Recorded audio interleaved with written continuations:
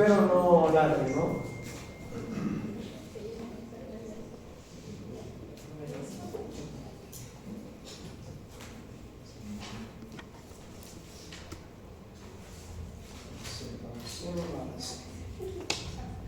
Entonces vamos a ver micología básica, ¿sí? Y cuando hablamos de micología básica, vamos a hablar principalmente que los hongos van a ser una especie distinta. Va a ser una especie que puede ser tanto unicelular como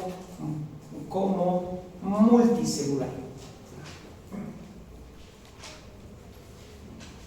Vamos a ver también que los hongos van a tener una estructura característica muy distinta y muy diferente a las bacterias, a los virus o incluso a las células humanas, ¿sí? Entonces, algunos puntos clave de la micología que se pueden separar en dos grandes grupos, ¿sí? Las levaduras y los mohos. ¿Qué van a hacer las levaduras? Quiero que me sepan cuáles son las características principales de cada uno de ellos. Las levaduras, por su lado, van a ser organismos unicelulares que van a caracterizarse por tener células esféricas que van a medir entre 3 a 5 micras y que se van a reproducir por un proceso llamado gemación, ¿sí? Las levaduras se suelen asociar mucho más a procesos en las mucosas y en la piel, ¿sí? Y por otro lado tenemos los mohos, que los mohos van a ser los hongos multicelulares, ¿sí? Van a estar constituidos por estructuras llamadas hifas, ¿sí? Y tienen mucho más núcleos, están tabicados y tienen una forma muchísimo más compleja. Los mohos, su reproducción va a ser de dos maneras: una manera sexual y una manera asexual. La manera sexual, que si se puede ver en el cuadrito, a ver si lo puedo mostrar bien, la forma sexual es básicamente por las esporas. No sé si alguien ha podido ver esta serie Last of Us. ¿Alguien ha visto esta serie Last of Us? Sí. El hongo se contagia mediante esporas en el aire, ¿cierto? Entonces ese hongo vendría a ser un moho, ¿sí? Porque esas esporas llegan hasta ciertos sitios y ahí es donde surge la reproducción. Y la reproducción asexual se da por medio de lo que son las estructuras llamadas conidios. No quiero que sepa más al respecto, no vamos a entrar muy a detalle en este tema. Vamos a tener unos hongos que se van a llamar hongos dimórficos. Di significa dos. Entonces son hongos que dependiendo de la temperatura a la que se encuentren, pueden tener la forma o de levadura o la forma de moho.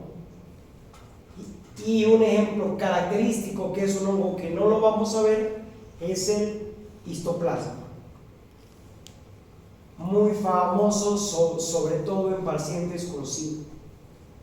Vamos a ver que la mayoría de los hongos son más frecuentemente asociados a los pacientes inmunocomprometidos. Con esto dicho, vamos a hablar un poquito de la estructura celular de los hongos. Porque estos tienen características o puntos clave que yo quiero que sepan. Los hongos cuentan con una pared celular. Celular. Pero ¿cuál es el chiste de la pared celular? Que usualmente cuando hablábamos de pared celular, nosotros hablamos de ¿qué? De las bacterias, ¿cierto? Y las bacterias presentan compuestos como ¿qué? Peptidoglicanos, lipopolisacáridos, los ácidos micólicos.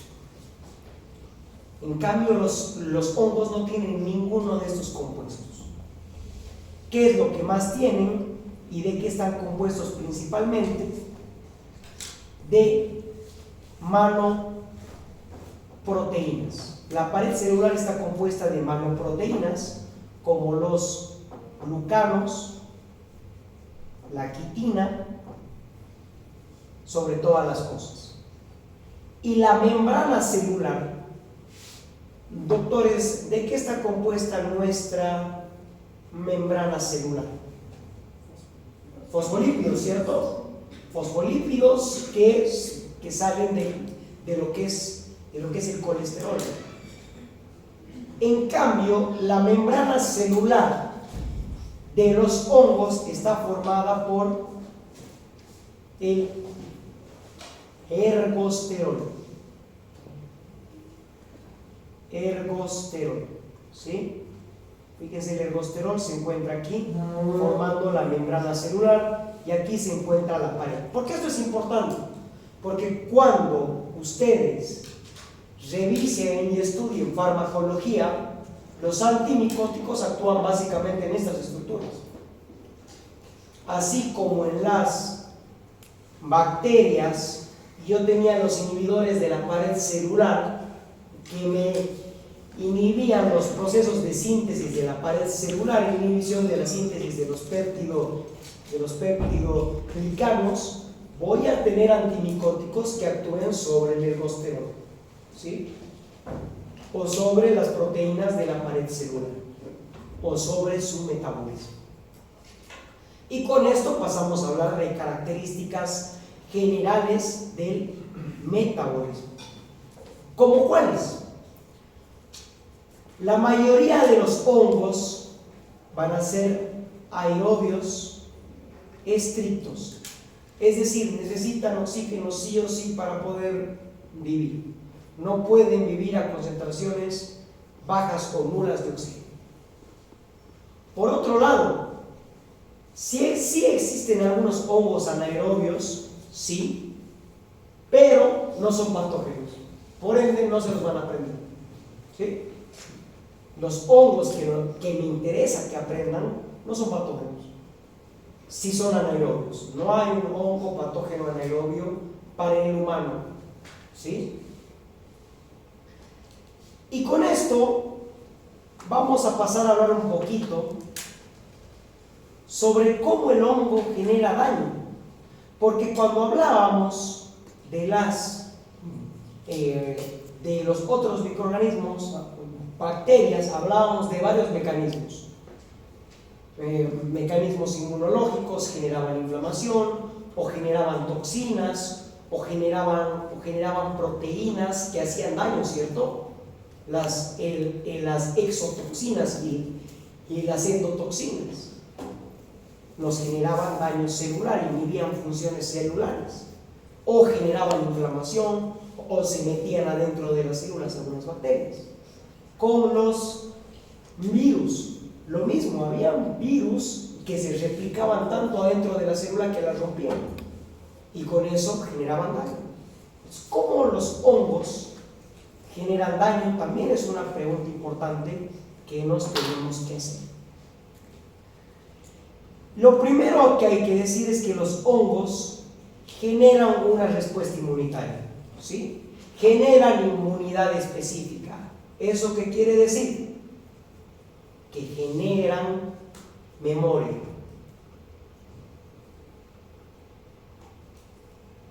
Pero ahora vamos a ver un poquito que los hongos como tal no generan toxinas, no generan lo que son las endotoxinas, no necesitan de la célula para poder replicarse y matar la célula. Entonces uno podría decir entonces, ¿cómo el hongo hace daño? Y hace daño básicamente porque genera una respuesta inflamatoria, genera un proceso de hipersensibilidad tardía. ¿Por qué? Porque genera la migración de macrófagos, genera la migración de neutrófilos, genera la activación de los linfocitos T, linfocitos B, y estos son los que con inflamación generan lesión celular.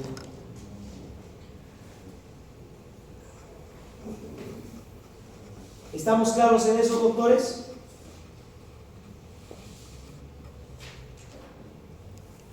La forma en la que hacen daño es básicamente generando una respuesta inmune.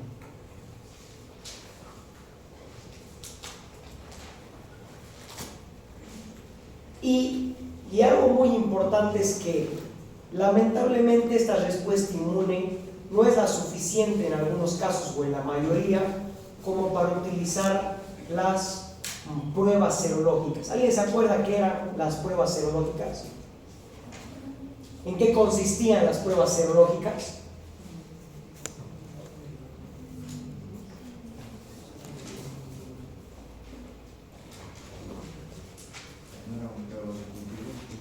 ¿Perdón? Eran parecidas a las pruebas de cultivo. Parecidas en que era una prueba de poder hacer un diagnóstico, pero en lo que respecta a si son las pruebas iguales, nada que ver. ¿Quién se acuerda? La medición de anticuerpos, la medición de anticuerpos específicos que mi cuerpo genera contra algún microorganismo o contra algún antígeno. Para poder saber si hay una bacteria, a veces yo puedo utilizar serología. Si yo detecto el anticuerpo que mi cuerpo ha generado, significa que mi cuerpo ha tenido contacto con ese microorganismo. También se utiliza para el diagnóstico de los virus, más que todo con el HIV. Yo no lo mido al HIV directamente porque ya se ha metido en las células, en la etapa crónica. ¿Qué voy a medir yo? La respuesta inmune específica contra ese microorganismo. Lamentablemente, contra los hongos se ha podido ver que la respuesta inmune no es tan fuerte como para tener unas pruebas sensibles, es decir, que me lleguen a detectar la mayoría de los casos positivos. Entonces, ¿qué se prefiere para hacer un diagnóstico de los hongos? La clínica. Y de ahí que hoy vamos a ver casos clínicos para su práctica, pero también vamos a ver el diagnóstico directo.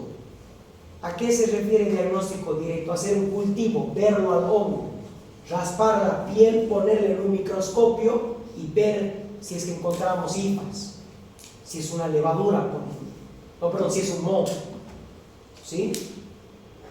O nosotros nos podemos fijar en las estructuras celulares, porque podemos fijarnos en los hongos con el microscopio de 100 para los unicelulares y de 40 para los mohos, para los multicelulares, ¿sí? Entonces, o también, ¿qué puedo hacer? Pedir una PCR o pedir antígenos que no me detectan los anticuerpos que mi cuerpo genera, me detectan los antígenos específicos de ese hongo. Y la PCR, que es la que me amplifica el material genético del hongo, ¿sí? ¿Estamos claros en eso, doctores? ¿Vamos bien hasta ahí? Entonces, con esta parte que es micología básica, vamos a pasar a hablar sobre la clasificación de los hongos, ¿sí? Y esta clasificación no está en el libro, pero me parece muy interesante para que puedan seccionar bien. Fungi es hongos, obviamente. Y vamos a tener los hongos cutáneos, en donde vamos a tener como principales a los dermatofitos. Cutáneos, dermatofitos, fácil de aprenderse. Fito es hongo. Los hongos de piel, ¿cómo se llaman? Dermatofitos. Y aquí vamos a tener todos los causantes de lo que es una enfermedad llamada tiña. Todas las tiñas que vamos a ver a continuación. Luego tenemos los hongos subcutáneos, en donde tenemos a lo que es la Sporotrix schenki, la causante de la esporotricosis. ¿Quién de aquí ha expuesto esporotricosis? Había un grupo, o creo que era del otro paralelo. Es una enfermedad que ocurre sobre todo en los jardineros. Luego tenemos los hongos sistémicos, es decir, que van a atacar a múltiples regiones del cuerpo. Y aquí no vamos a ver ninguno de estos. El coccidoides, el histoplasma, el dermatitis, no los vamos a ver, los vamos a pasar. Estos no vamos a ver. Y luego tenemos los que también son abundantes, que son los oportunistas. ¿Qué significa oportunista? Que es para que la persona sea como que tenga bajas defensas, Esté suprimida, perdón. Perfecto. Y aquí encontramos a cándida, un criptococo, neumocistis y aspergillus. Vamos a ver estos cuatro. 4 más tiñas, 5. Para el examen no entran aspergillus, pero los otros sí van a entrar. Entran dermatofitos, sistémicos no entran, y entra cándida, entra criptococo y entra neumocistis. Y los oportunistas, sobre todo, ¿a qué se van a asociar? A la enfermedad por definición que baja las defensas del cuerpo, que es VIH-Sida, ¿sí? Criptococos se asocia a SIDA. Yo pillo un criptococo, tengo que hacer una prueba de HIV a ese paciente. Lo primero que tengo que pensar. Neumocistis girovesi, lo mismo. Cándida. Cándida lo podemos encontrar en personas sanas con algún factor que vamos a ver a continuación, pero también lo encontramos en personas inmunosuprimidas de una manera más profunda. ¿Sí? Entonces vamos a hablar primero de los hongos cutáneos o de los hongos superficiales. Y aquí entramos ya en materia de casos clínicos. ¿Sí? Entonces, ¿qué tenemos? Los hongos superficiales. Tenemos a un paciente, a un niño de 8 años de edad que presenta una lesión anular en el antebrazo con un borde que es eritematoso, un prurito, y que ha crecido a lo largo de 10 días. La persona tiene un gato recién adoptado que tiene zonas alopécicas. ¿Y de qué estamos hablando? De la famosa tiña, ¿sí?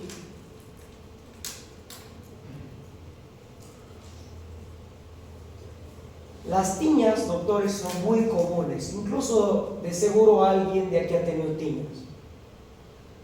Y se asocia mucho con lugares cálidos. Quizás aquí en el verano suele suceder. Si no, ¿en dónde? Santa Cruz. Comunísimo ver tiñas. O alguien va de vacaciones a la playa. Está asociado a saunas, está asociado a climas cálidos y húmedos, sobre todas las cosas, húmedos, ¿sí? Entonces vamos a tener muchísimas vamos a tener muchísimos hongos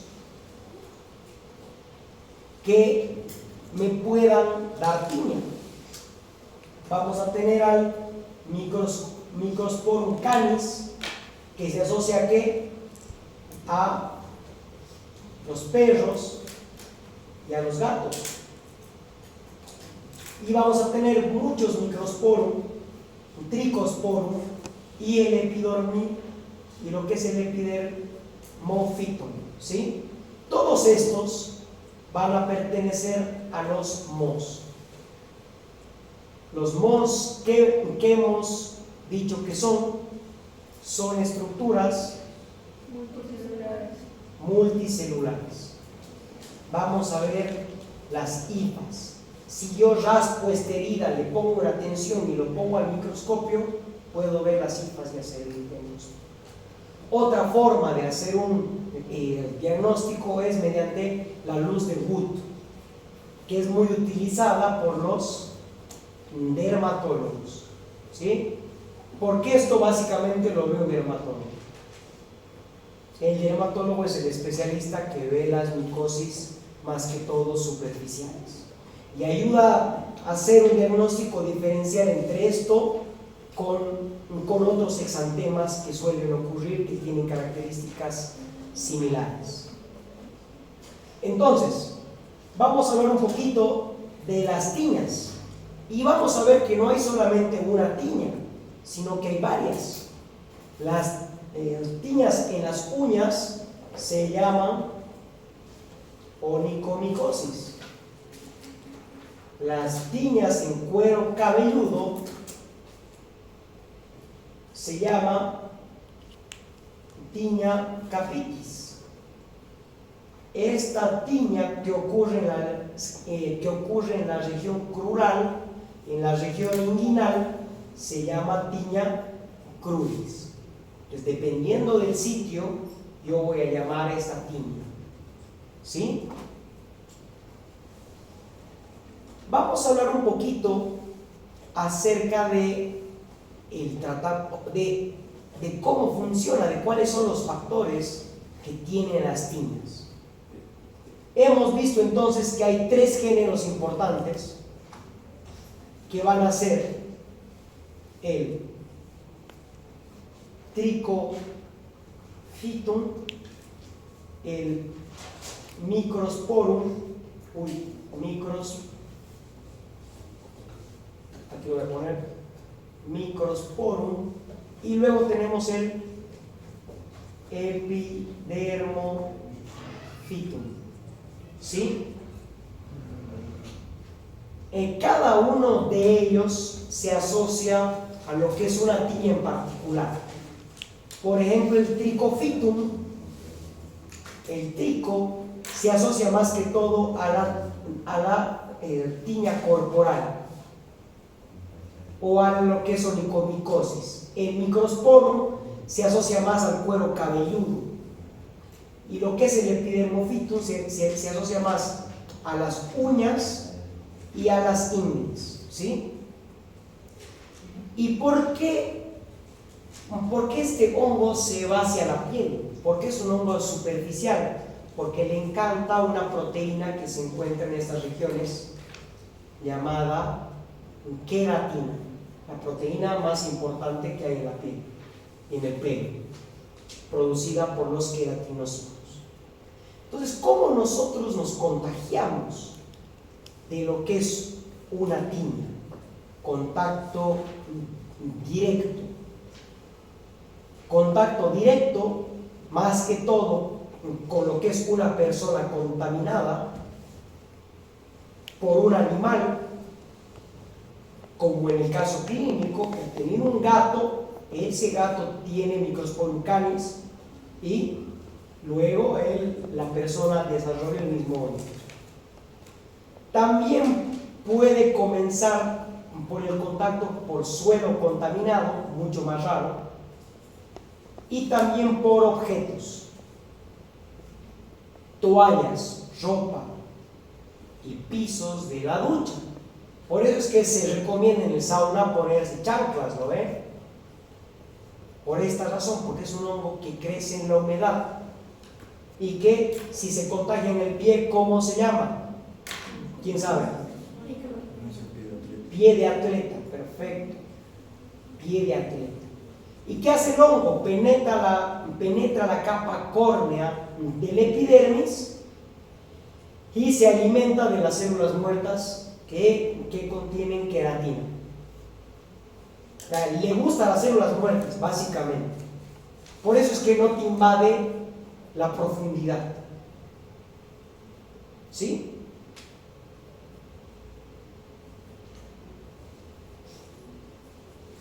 Entonces, se puede propagar solamente hacia estas partes. Se extienden básicamente en la piel hasta el estrato córneo, no pasan de ahí.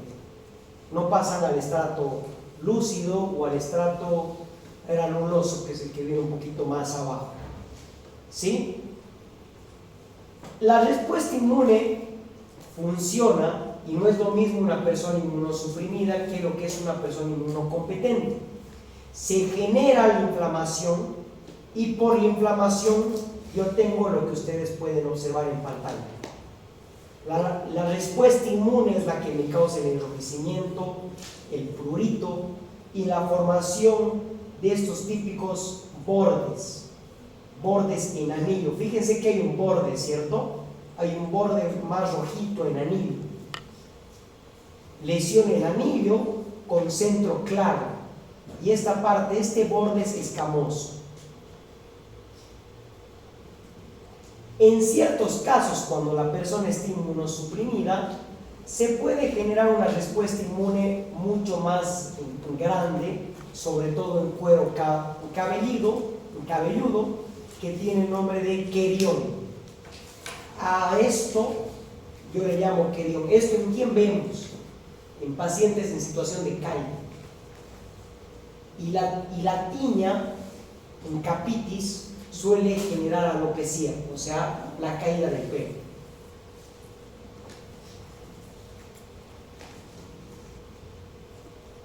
¿Cuáles son los factores que favorecen esta infección?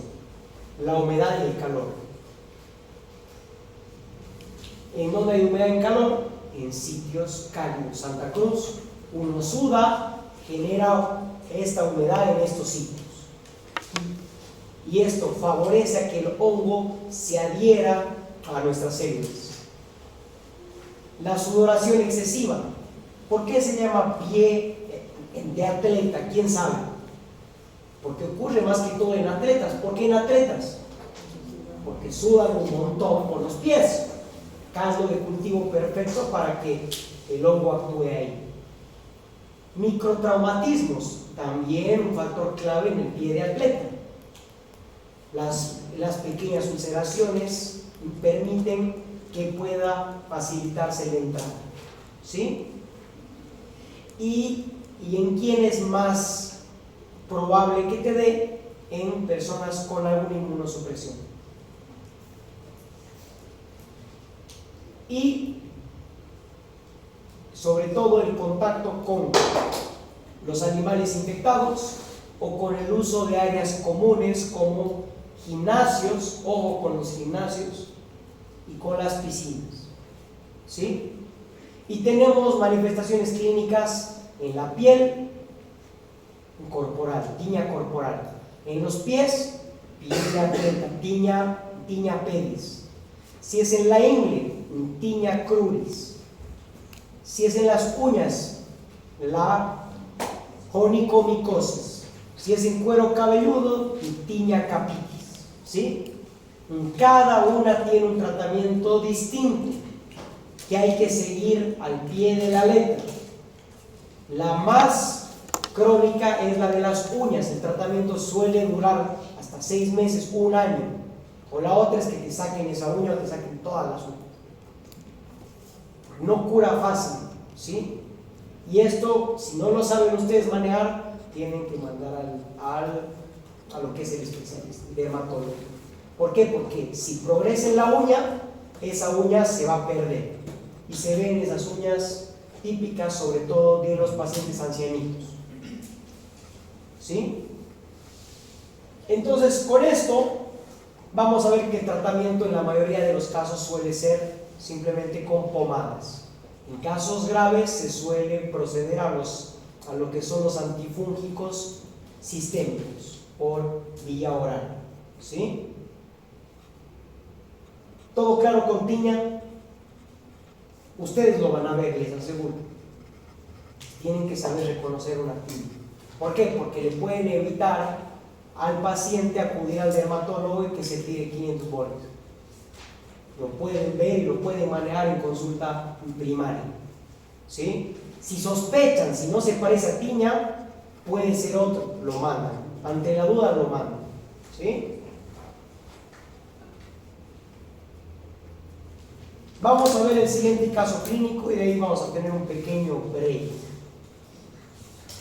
Hace varios meses un paciente acudió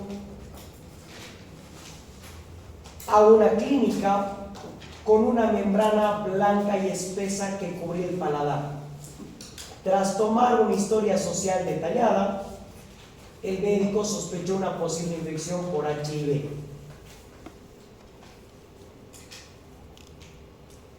Pero lamentablemente el paciente se negó a realizarse la prueba. Es algo muy común, doctores. Tengo amigos, que no voy a decir sus nombres, que han tenido una etapa de su vida bastante promiscua, y les digo yo por recomendación, hacete una prueba de HIV, o sea, me cuentan, porque eso se charla, y yo como médico les pregunto igual y te pones protección, y a veces me dice, a veces sí, a veces no, che, no, hacete una prueba. ¿Y qué me responde? No, no quiero saber. Hay mucha gente que no quiere saber, se siente mal, y no solamente con HIV, con un montón de enfermedades. Ay, no quiero al médico porque no quiero saber, tengo miedo de lo que me va a decir.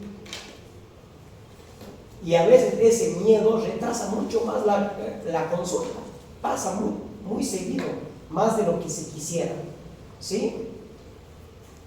Entonces, ¿qué pasa? El paciente regresa a la clínica con dificultad y una molestia al tragar, así como dolores torácicos intensos. El médico inicia el tratamiento inmediato con fluconazol y organiza los arreglos necesarios para futuros tratamientos y pruebas. Y con esto vamos a hablar de la famosa cándida. Que la cándida puede ser una enfermedad tanto oportunista como una enfermedad que pueda dar en personas incompetentes. Entonces vamos a hablar un poquito de la cándida, ¿sí? La cándida va a ser un hongo que va a ser una levadura, es decir, tiene características unicelulares, pero que puede ser un hongo dimórfico. Puede empezar como levadura, pero ante las condiciones dadas puede volverse una hifa, es decir, un moho, ¿sí? Puede cambiar de levadura a lo que es hifas, ¿sí? Sobre todo para protegerse del sistema inmune. Tiene una característica que se llama el dimorfismo.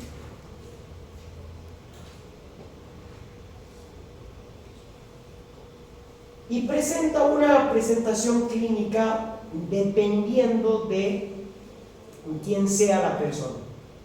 Si el paciente es inmunocompetente, ¿yo qué voy a tener?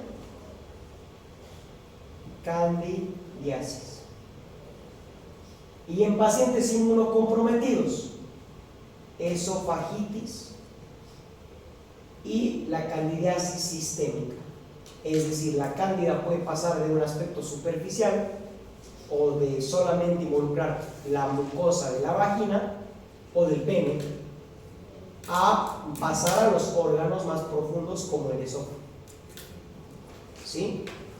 Esto es algo muy importante. ¿Cuál es el principal? Cándida albicans, uno de los más importantes. Vamos a ver que cándida ya forma parte de la flora normal. Se dice que hasta un 30 o 50% de la gente lo tiene en la boca. De aquí, mitad tiene cándida en la boca, mitad no. Puede también encontrarse en colon, ¿sí? Y su crecimiento está controlado por 3 factores, que esto es bien importante. El primero está controlado por la microbiota normal, la microbiota bacteriana normal. O sea, cuando hay una microbiota sana, esa microbiota no deja que la cándida crezca.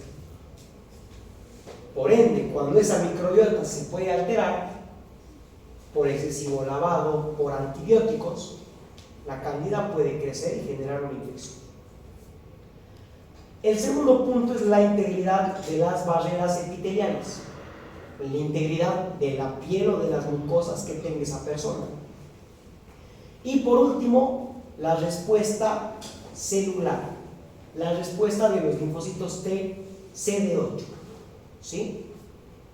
Todo eso hace a cándida que pueda crecer en situaciones en los que hay cierto grado de lo que es una inmunosupresión local, o que se alteren ciertos componentes de la flora bacteriana, o si se altera la inmunidad celular, también puede crecer esta cándida que estaba ahí normal, controlada, sin producir enfermedad, pero empieza a crecer más y ahí es cuando genera enfermedad, cuando genera respuesta inmune, ¿sí? Vamos a ver que cándida puede generar, o sea, entre sus mecanismos de patogenicidad, puede generar biofilms. ¿Se acuerdan, no? ¿Qué son los biofilms, doctores? También cándida puede hacer cambios antigénicos. La persona puede reinfectarse varias veces.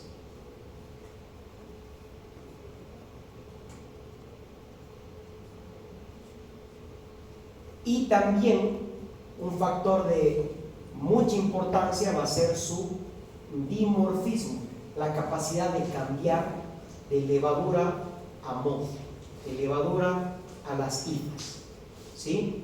Que cuando es levadura puede pasar al ambiente más fácil, puede, digamos, diseminarse más fácil. Y cuando la cándida quiere evadir al sistema inmune, se convierte en las hifas, es decir, organismos multicelulares, ¿sí? Y la cándida es uno de los hongos más interesantes que hay para poder estudiar por todos estos mecanismos que tiene, ¿sí? Entonces, vamos a ver que lo primero es importante reconocer el cuadro. Nuestro paciente, ¿qué tiene? Candidiasis oral, fíjense la lengua cómo está, pero presenta también luego dificultad al tragar. ¿En qué sospecho? En candidiasis esofágica, que cándida se ha ido ¿a dónde? Al esófago, y por eso le genera dolor al tragar, dolores de pecho. Candidiasis esofágica en un paciente con HIV es sinónimo de SIDA, porque los CD4 van a estar por abajo de los 200. Incluso yo no le mido los CD4. Si un paciente con HIV viene con una candidiasis, yo ya tengo un criterio diagnóstico de SIDA. Ese paciente está en un estado de lo que es inmunosupresión, y hay que ver por qué y hacer el tratamiento no solo de lo que tiene, sino de la prevención de las otras enfermedades. Ahí, claro, podría dar algún antibiótico, podría dar algún antimicótico, vamos a ver ahorita cuáles, ¿sí? Entonces, candidiasis. Lo más frecuente, ¿cuál es? La candidiasis vaginal, que les ocurre a la mayoría de las mujeres. Yo creo que todas han tenido alguna candidiasis.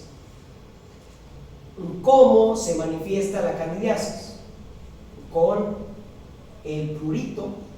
Aquí voy a poner es otra parte, candidiasis vaginal o la vulvovaginitis candidiásica o la vaginosis, nombres que se les ponen.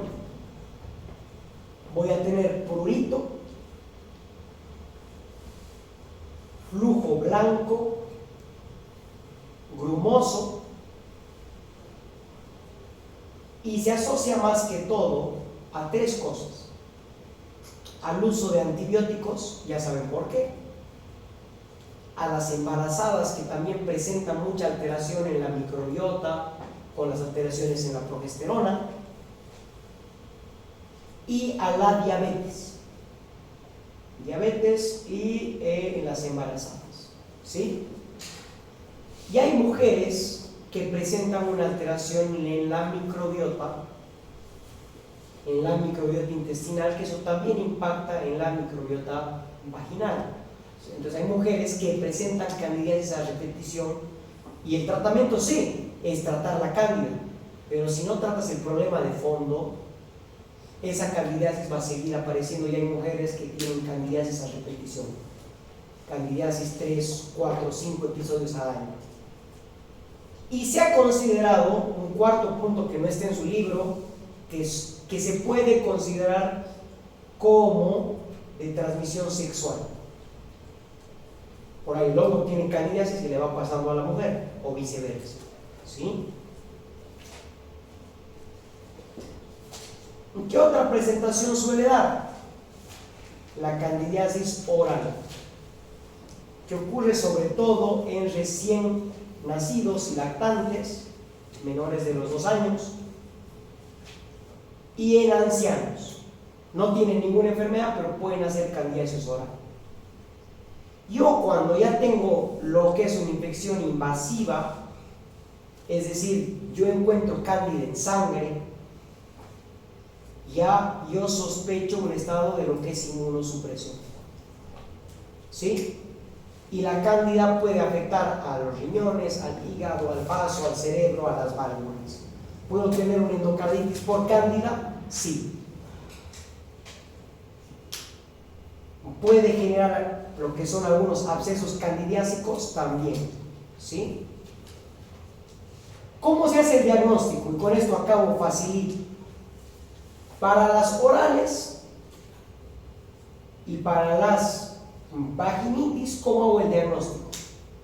Examen directo con el hidróxido de potasio, con el KOH.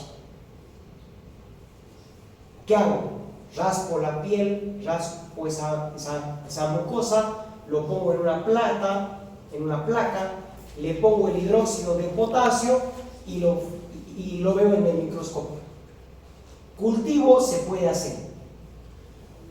No hemos hablado mucho de cultivos en lo que es bacterio, pero hay un cultivo que es como que general para la mayoría de los hongos. Y ese cultivo es el cultivo de Sabouraud.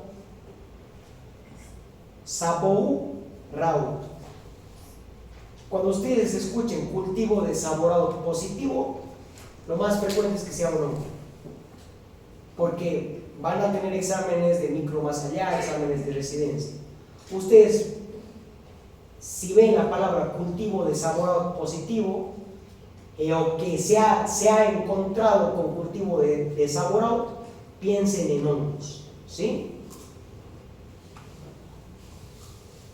Y bueno, el tratamiento puede ser tópico en las mujeres, lo que son las, digamos, candidiasis, y en los casos invasivos tienes que dar tratamiento oral o en algunos casos endovenoso, ¿sí?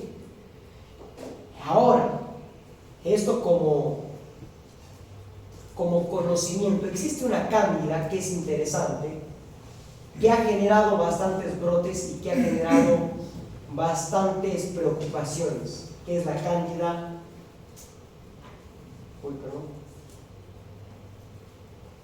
que es la Cándida